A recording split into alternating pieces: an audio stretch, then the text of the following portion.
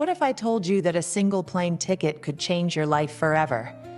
That somewhere far beyond your borders, there's a version of you waiting to be awakened. This isn't just another travel story. It's a passport through time, a deeply personal journey across continents, cultures, and breathtaking experiences that contributed greatly to reshaping who I am. Travel isn't just about planes and hotels, it's about transformation. And for me, it all started with one destination, Ghana, 208. The moment I stepped off the plane in Accra, something shifted. The humidity clung to my skin like a warm embrace. The air carried spices I couldn't name and sounds of laughter, music, a chorus of life that was both chaotic and comforting. I was there to attend a forever manager's retreat. Ghana was alive in a way I had never experienced. I wandered through bustling markets, tasted sweet mango from a roadside vendor, and watched dancers at a festival where no one cared where you came from, only that you were there. I remember standing on the coast of Cape Coast Castle, feeling the weight of history in my chest, knowing I was walking where millions had before. Some by choice, many not. That moment changed me. Ghana wasn't just a destination, it was an awakening. That trip gave me a gift no classroom ever had: empathy. Not the kind you read about in books, but the kind that grabs you by the heart.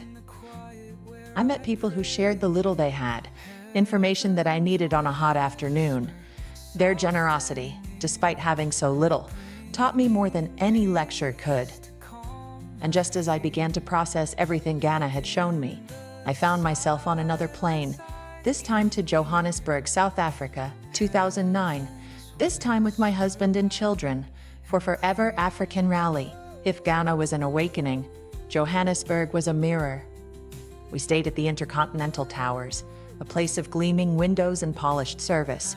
But it was what lay beyond the hotel walls that moved me the most. We visited the Apartheid Museum and left speechless. Each exhibit whispered stories of pain, resilience, and triumph. I stood outside Nelson Mandela's former home in Soweto and could almost feel the weight of his footsteps. The streets pulsed with history, pride, and an undeniable forward motion. Johannesburg was not just surviving, it was roaring into the future. Inside the Intercontinental, we were treated like royalty. But outside, I saw both struggle and strength. I had tea with locals who had lived through apartheid, their stories layered with sorrow and hope. They didn't see me as a tourist, they saw me as someone eager to understand. And that made all the difference. One day in Johannesburg, we went to a small cafe near Maboning. The streets around it were painted with murals, faces of resistance, dreams, jazz, and revolution. There was this local artist named Themba, who talked about how art saved his life, how he used colors to heal wounds that the world couldn't see. He said, "Travelers like you, when you listen, not just look, you take pieces of us with you, and maybe we take pieces of you too." That stayed with me. So often we think of travel as escape, an escape from routine, work, stress. But in those moments, I realized that travel is actually an invitation to connect, to feel, to witness, and to be witnessed.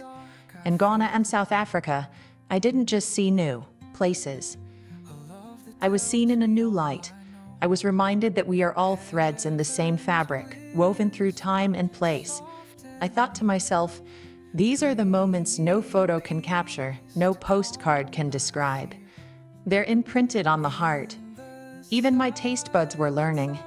I tasted chakalaka for the first time, and in Ghana, the spice of the shito sauce still lingers in my memory like fire and warmth at once. These moments weren't planned. They weren't part of some travel itinerary. They happened because I worked on my goals and allowed myself to be present. And that's something travel teaches best: presence. Travel teaches you in ways you don't expect. It's not just about seeing new places, it's about seeing yourself differently in each one. In Ghana, I learned about joy in simplicity. In Johannesburg, I learned about power in perseverance.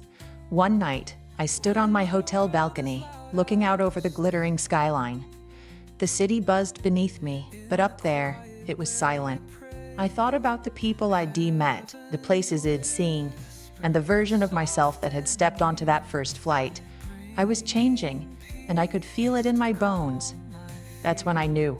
I wasn't just traveling, I was becoming. And this was only the beginning. From the crowded markets of Accra to the resilient streets of Soweto, I had tasted the world, and I wanted more. Travel had reached into my soul and rearranged it. I felt more connected to humanity, to history, and to my own story than ever before. By the end of 2009, I had visited 3 countries that taught me 3 very different lessons. I will talk about my journey to Dubai in 2009 in the next section. Ghana taught me to feel. South Africa taught me to reflect. Together, they laid the foundation for what would become a lifelong quest with discovery, not just of the world, but of myself. So, what comes after a life-changing journey to Ghana and South Africa? Everything. I wasn't just collecting stamps, I was collecting stories. And if these first 2 countries had already reshaped my mind, what would the rest of the world do? Stick with me. This journey is only getting started. Imagine stepping out of the desert into a city that looks like it was built by imagination itself. After the soulful experiences of Ghana and South Africa, our family of 5 set off for a destination that seemed to belong to the future. Dubai, 2009. From the moment we landed, Dubai dazzled. Skyscrapers pierced the clouds, palm-shaped islands unfurled over turquoise waters, and luxury was everywhere, from the golden lobbies to the scent of oud in the air. It was like being dropped inside a dream. Our kids couldn't stop looking up. Neither could we. Dubai was a completely different rhythm, a city designed with ambition and flair. We visited the Burj Khalifa, then the tallest building in the world. From its peak, we looked out at the city we were about to explore, and the journey we were just beginning. We rode camels across the sand dunes at sunset, their shadows stretching behind us. In the evenings, we watched fountains dance in perfect harmony to music, and even got lost intentionally in traditional souks that felt like stepping back in time. But Dubai was more than a spectacle, it was a place of contrast. One moment you're sipping karak in a street cafe, the next, you're browsing designer stores. Our kids were absorbing it all, learning, asking questions, comparing cultures. Travel was becoming their education. From Dubai, our Dubi Ajai. God come into next eye, to Matcha, and to Sped. Journey was to the United States later in 2010. Our first stops, Arizona and Denver, Colorado, 2 places that showed us different faces of America. Raw nature and rugged spirit. In Arizona, we felt the enormity of the desert. But red rocks, open skies, and canyons that silenced us with their scale. We hiked with the kids, found moments of quiet awe in the vast landscapes. There's something about the desert that strips away distraction and makes you present. Denver, on the other hand, welcomed us with its mountain skyline and creative energy. We attended Forever Super Rally in the Sheraton Convention Center, visited art districts, street festivals, and sampled local food. Then came Las Vegas, a city of lights, drama, and surprise. We walked through grand halls that felt like a Roman fantasy. It was extravagant and over the top, and completely different from anywhere else we'd been. But Vegas wasn't just about entertainment. It was about spectacle. We watched breathtaking water fountain shows, explored themed spaces, and even saw replicas of world monuments. Paris, Venice, and Egypt, all within walking distance. Even as adults, our eyes lit up at every turn. For us, it was a lesson in how imagination can be turned into architecture. That same trip, we made a stop in Mission, Texas. It wasn't just a visit, it was a connection to something deeper. Learning about wellness and nature's gifts, especially aloe vera, was an unexpected chapter, but a meaningful one. We saw how something as simple as a plant could become a global product, a healer, a bridge between cultures. 2 major memory makers from Arizona still give me chills. visiting a wellness-based company's global headquarters and experiencing the depth of its vision, and standing at the edge of the Grand Canyon with my husband. The sheer vastness made us all fall silent. We just stared in awe. There's something humbling about realizing how small we are next to nature's wonders. It grounds you. It reminds you that the world is both ancient and alive, and we're just lucky enough to walk through it. Driving between cities in the US was an adventure of its own. Long highways, quirky roadside diners, and endless desert landscapes that felt like movie scenes. We played road trip games, sang along to songs from every decade, and made pit stops just to take in strange sights like giant cactus gardens or vintage neon signs. These weren't glamorous moments, but they were golden. Our stop in Texas had a quieter kind of magic. It wasn't a flashy destination, but it offered something rare: education about natural wellness and sustainability. We walked through fields, learned about harvesting, and saw how something green and spiky could become a balm for the world. We learned about health, business, and nature, all in one go. Before 2010 ended, we had touched down in Spain and Brazil, two vastly different destinations, but both unforgettable. Spain gave us rhythm, flamenco nights, sun-drenched plazas, endless tapas. Then came Brazil, and it was pure magic. We stayed near Copacabana Beach in Rio de Janeiro, where the views alone could steal your breath. We stood on the sand, letting the waves wash over our feet. Brazil was movement, color, and music. The people danced like their hearts had never been broken. We rode a cable car for the very first time and visited Christ the Redeemer, towering over the city with open arms. I remember standing in awe, imagining him hugging the whole city. That moment, the innocence of that thought, captured the essence of why we traveled. The elegance of where we stayed contrasted beautifully with the energy of the streets. The samba parades, the vibrant murals, the smell of grilled food in the air. The sense of community was powerful, and it reminded us how much joy lives in human connection. Rio taught us that joy is loud, movement is language, and that sunsets over Sugarloaf Mountain can make you cry. And just like that, 2010 came to a close. But what it gave us would shape the rest of our lives, from Dubai's glimmering skyline to Brazil's soulful streets. 2009 and 2010 were years of contrast, color, and connection. We saw how the world could shift in tone, tempo, and temperature, but never in its capacity to teach, to surprise, to bring people together. We weren't to just sightseeing. We were learning how to live. And as we packed our bags again, ready for the next destination, we knew one thing for sure: this was only the beginning. Some journeys open your eyes, others open your heart. By 2011, our travels were doing both. We had already crossed oceans and cultures, but what came next was something deeper: a rich reconnection with Africa and a renewed sense of wonder in the places we thought we knew. This chapter was vibrant, powerful, and it began with the Gambia, a small West African country with an oversized heart. We arrived with curiosity and left with lifelong memories. The Gambia welcomed us with warm smiles and ocean breezes. We visited bustling markets where spices danced in the air and fabrics exploded in color. Then came Senegal, another West African gem.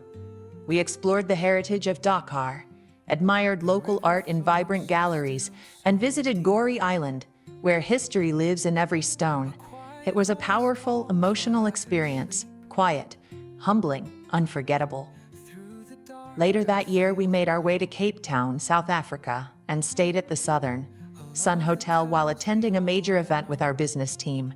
From there, we continued to another city and stayed at the iconic Palace of the Lost City in Sun City, a place that felt like a storybook dream. The architecture was breathtaking, wrapped in myth and nature. Cape Town offered a beautiful contrast, luxury surrounded by powerful, natural beauty. We took a cable car up Table Mountain, walked through Kirstenbosch Gardens, and explored flavors we never imagined. Cape Town opened our minds. We explored the colorful neighborhood of Bo Kaapin, took a boat ride to Robben Island, absorbing the depth of its story and the lessons it holds. The city reminded us how travel can shape not just how we see the world, but how we treat it. In Phoenix, Arizona in 2012, we returned with intention. We revisited familiar places with new eyes. We walked paths that once felt new and saw how much we had grown since. We also visited Forever Living's farms and facilities again, this time with a deeper appreciation. Every aloe leaf we saw reminded us of the connections between wellness, opportunity, and purpose. Las Vegas returned to our itinerary too, and this time we stayed at the elegant Bellagio Hotel. The energy of the city remained, but we were different. We took in the fountains, the art, and the beauty that often goes unnoticed. It became more than just a place to visit. It became a moment to breathe. Each trip was a lesson, each stop a chance to grow. Then came Washington, D.C. the next year. We stayed at the Grand Gaylord National Resort, which was like a city, under one roof. But D.C. was more than monuments and museums. It was a moment of recognition. We stood before the Capitol Hill, the White House, and the Lincoln Memorial, watched our kids read the words carved into stone, and felt something profound. They were connecting dots, history, values, experiences. All the lessons from our travels were coming full circle. DC was also the first place where we saw our kids begin to ask deep questions. Why is Martin Luther King's statue so big? What does freedom really mean? We didn't always have perfect answers, but we had stories. And in that exchange, we realized that travel had become our most powerful tool for parenting. We also visited my cousins in Maryland and had quality family reunion. Our time in the Gambia and South Africa also introduced us to traditions we hadn't seen elsewhere. We attended a local drumming ceremony. Under a sky full of stars, we watched as villagers played rhythms passed down through generations. The kids danced alongside other children, their joy unfiltered and contagious. In those moments, the walls between us and the world dissolved. We were one community, one rhythm. In Senegal, we visited artists' cooperatives where young painters told their stories through bold, vibrant strokes. In close of 2012, we had traveled through time, culture, and meaning. These weren't just destinations, they were defining moments. Moments that taught us courage and curiosity, strength in differences, and beauty in every shade of humanity. We were no longer just travelers. We were students of the world. And as we prepared for what came next, we knew the journey wasn't winding down. It was only rising higher. Some years stretch your imagination, others expand your spirit. Between 2013 and 2025, we didn't just explore new places, we unlocked entire dimensions of joy, nature, luxury, and self-discovery. Each destination during this period didn't just feel like a trip, it felt like a revolution. Our journey began in 2013 with a trip to Atlanta and Hawaii. In Atlanta, we walked through the birthplaces of civil rights history. The Martin Luther King Jr. National Historic Park moved us deeply. Our kids asked powerful questions about justice and courage, and we shared open, honest conversations. It was heavy, but necessary, a chapter in America's story that deserved to be remembered with reverence. Then came Hawaii, and the contrast couldn't have been more profound. We stayed at the Hilton Hawaiian Village Waikiki Resort, a tropical paradise that felt like a postcard come to life. Palm trees swayed in ocean breezes, and the kids learned to hula dance from locals who shared their stories with laughter and pride. Hawaii wasn't just beautiful, it was spiritual. The land seemed to breathe, and every sunset felt sacred. During our time in Hawaii, we also visited the Polynesian Cultural Center, where the kids learned about the traditions of the Pacific Islands, from fire dancing to canoe carving. There was something deeply grounding about seeing cultures preserved and proudly shared. We weren't just observers, we became students of London in 2014 was familiar yet new. We had visited in 2011, we returned to London. This time with deeper familiarity, we explored more deeply. And we attended Forever Global Rally at O2 Arena, with 20,000 business owners from all over the world, visited Shakespeare's Globe, rode the London Eye, and wandered through Notting Hill. Staying at the Park Tower Knightsbridge Hotel gave us comfort, but it was the city's rhythm that energized us. London's mix of old soul and modern beat was thrilling. But it wasn't about the hotel. It was about the way London lived in layers. From the grandeur of Buckingham Palace to the simplicity of Hyde Park walks, it offered both structure and soul. London wasn't just a city, it was a tapestry. We made time for high tea at a historic hotel and watched Shakespeare performed under the stars at Regent's Park. These were the subtle luxuries, the kind that don't scream but whisper. Remember this? And we did. We explored neighborhoods that reflected the entire globe, Jamaican bakeries, Middle Eastern markets, the Buckingham Palace. We marveled at how many languages they heard in a single day. It's like everyone lives here, one of them said. And he was right. London made the world feel smaller, more connected. We saw how the world wasn't just wide, it was layered, textured, alive with stories. Later that year, we embarked on our first Royal Caribbean cruise. As the ship pulled away from shore, we felt the sensation of both detachment and adventure. On board, we discovered floating luxury, gourmet food, performances under the stars, and waking up to a new port every morning. We're on board the cruise. The experience became more than leisure. It was a floating world where cultures converged.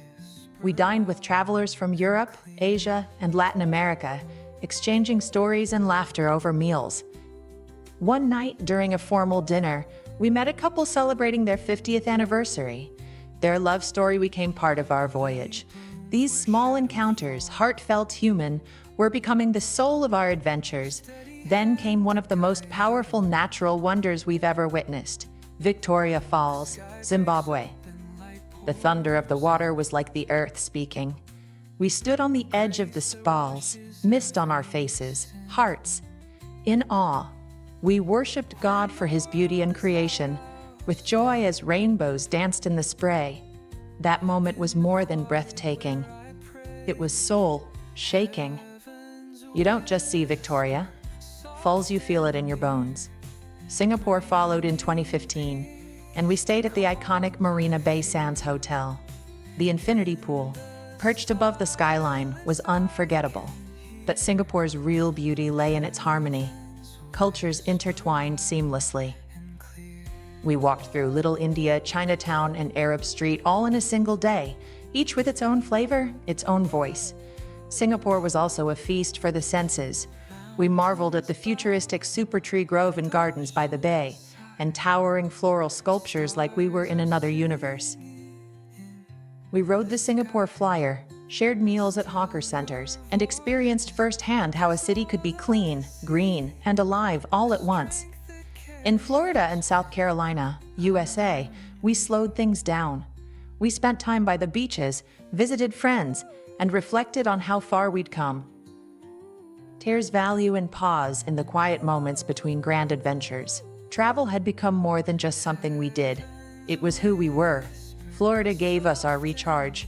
We visited Disney World, nature reserves, spotted manatees, and enjoyed beach sunsets that reminded us to slow down.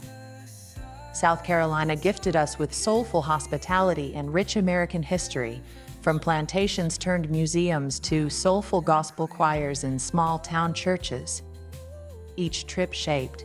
U.S. Atlanta gave us perspective. Hawaii gave us peace. The cruise gave us freedom. Paris, Victoria Falls gave us wonder. Singapore gave us clarity. And Florida gave us time to breathe. By the time 2025 unfolded its early chapters, we realized that travel had permanently woven itself into our family's identity. We were explorers, learners, memory collectors. We had sailed seas, climbed peaks, and stood under waterfalls. And with every trip, we were writing our family's greatest story, one destination at a time.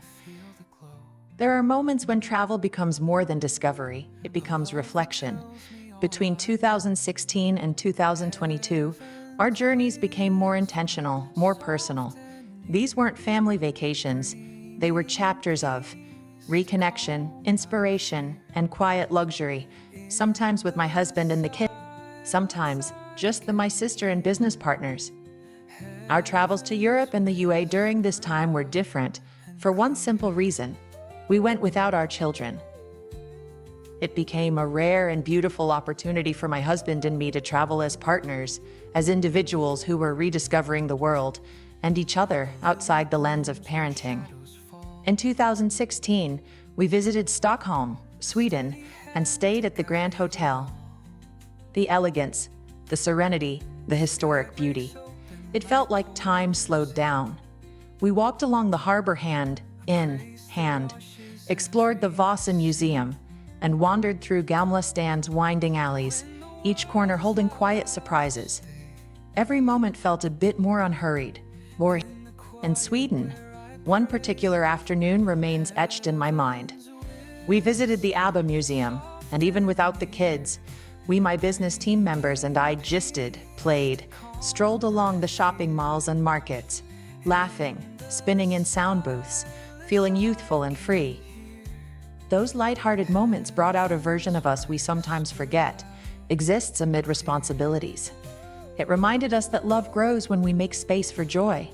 Stockholm's serene parks and waterfront cafes also gave us time to simply be. No schedules, no demands. Just conversations stretched over hot chocolate and memories made with quiet footsteps on cobbled streets. From Sweden, our compass shifted to the Middle East. In 2017, we returned to Dubai, a city that felt familiar yet always manages to reinvent itself. We visited iconic spots like the Dubai Frame and went deeper into the desert this time, spending nights under stars in Bedouin camps, away from the skyline. It wasn't about the dazzle anymore. It was about presence, about reconnecting, away from daily noise. In Dubai, we also explored Al Seef, a beautifully restored heritage area by the creek. We wandered through museums and sat by the water watching traditional dolls drift by. It was a different kind of Dubai, one that whispered its stories instead of shouting them. One night, we dined at a rooftop restaurant with panoramic views of the Burj Khalifa. As lights sparkled across the skyline, we spoke not about plans or work, but about dreams.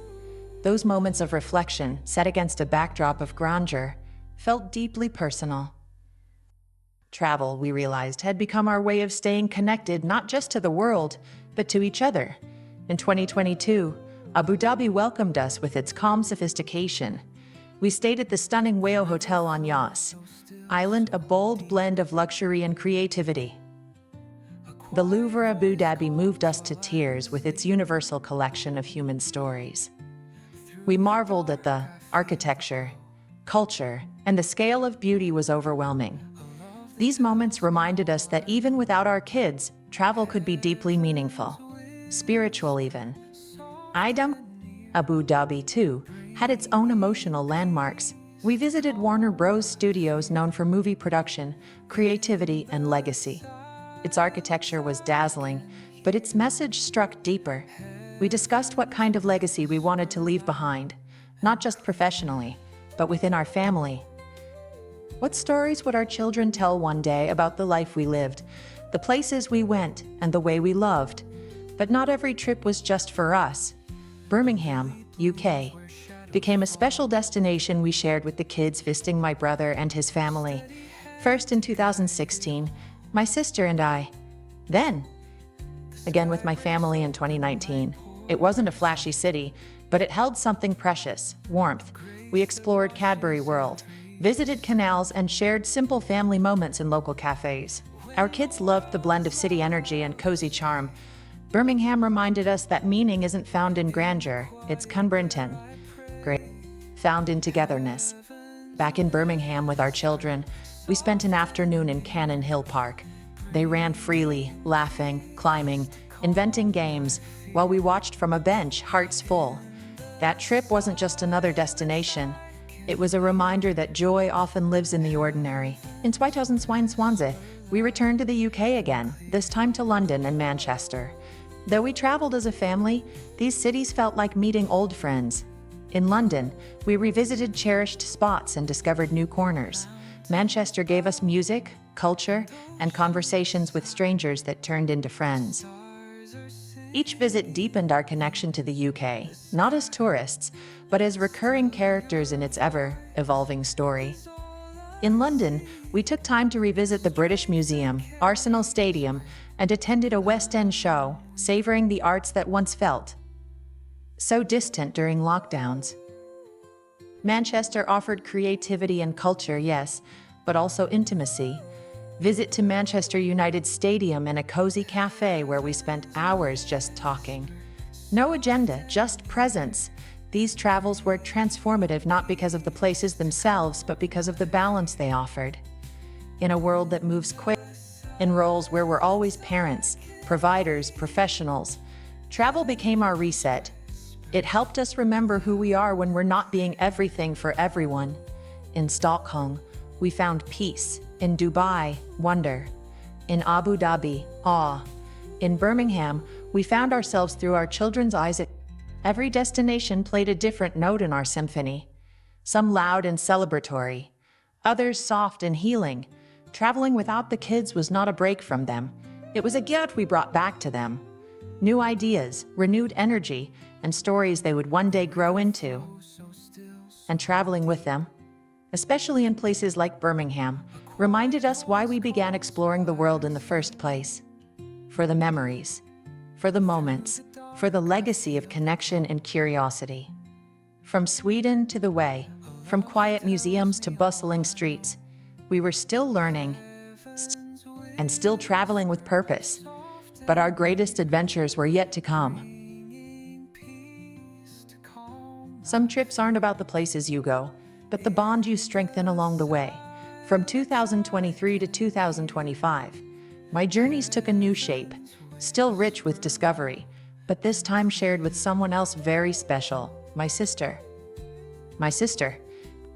As my husband focused on work, I set off with her, and together we uncovered corners of the world that felt like poetry.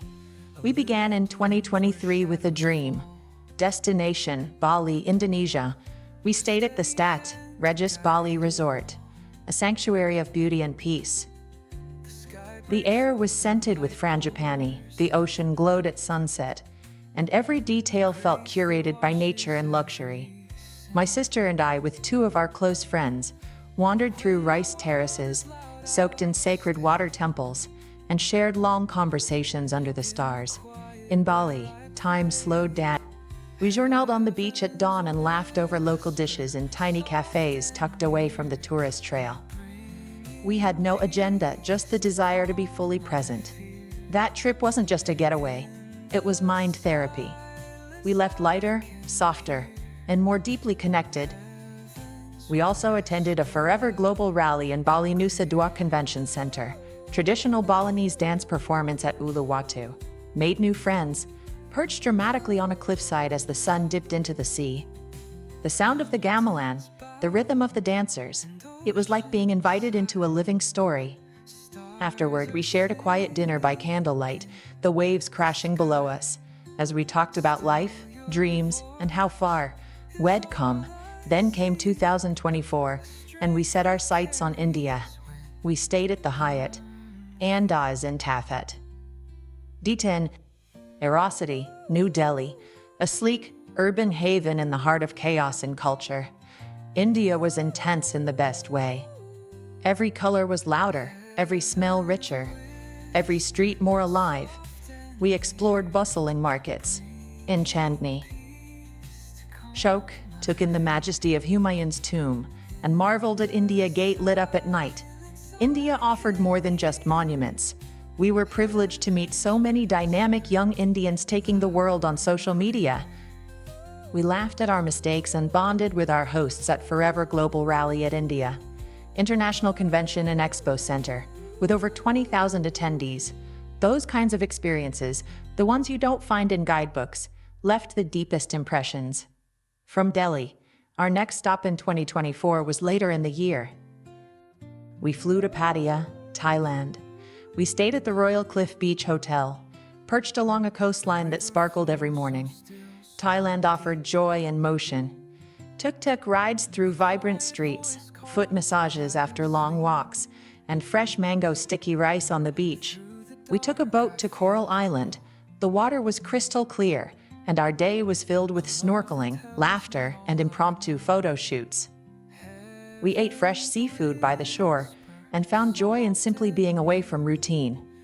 It felt like childhood again, but better because we understood how rare and precious those carefree moments are.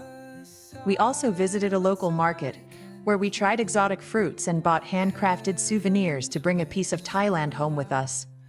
In every interaction, the people's generosity reminded us that kindness is a universal language. But what stood out most in Thailand was the people, their smiles, their kindness, their grace.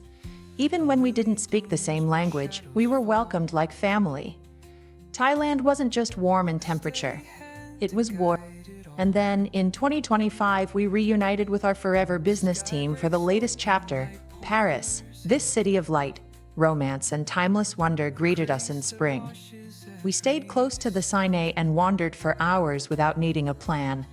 We sipped espresso in Montmartre, browsed in vintage bookstores, and posed on bridges where lovers once wrote their names. Without the rush of an itinerary, we lived each moment like a page in a slow, beautiful novel. Together, we climbed Sacré-Cœur before sunrise, wrapped in scarves and whispers. Paris gave us a different kind of beauty, the kind that lives in subtlety and stays long after you leave. It wasn't about sightseeing, it was about being. We let the city unfold itself to us. And one night, under the Eiffel Tower's golden lights, we had dinner on the Seine riverboat cruise, our hearts full and the world standing still. May 2025 took us to The Hague in the Netherlands to visit our sister and family, where serenity met sophistication. The Dutch way of life, balanced, beautiful, thoughtful, left an impression on all of us. Each of these places taught us something. Bali taught us to breathe. India taught us to feel. Thailand taught us to laugh. Paris taught us to savor. Traveling with my sister was a gift I hadn't realized I needed. It gave us space to share stories, to heal wounds we didn't know we carried, and to celebrate the women we've become. We created inside jokes that only make sense to us. We navigated airports and cultures with grace and teamwork. And through it all, we remembered what family really means. These weren't just vacations, they were rituals, reminders that life doesn't wait, and that connection, real, intentional connection, is the most luxurious experience of all. As we parted ways after Paris, I felt gratitude deep in my for the healing, for the memories we didn't know we needed. As I look back on these trips, from Southeast Asia's shores to Europe's heart, I'm grateful. Not just for the sights, but for the soul, deep memories. Travel isn't just about escape, it's about expansion. Of mind, of spirit, of love. Now, the world feels even wider, and I know wherever I go next, whether alone, with family, or alongside my sister again, it will be another chapter worth telling. Because this isn't the end of the story, it's just the beginning of the next adventure.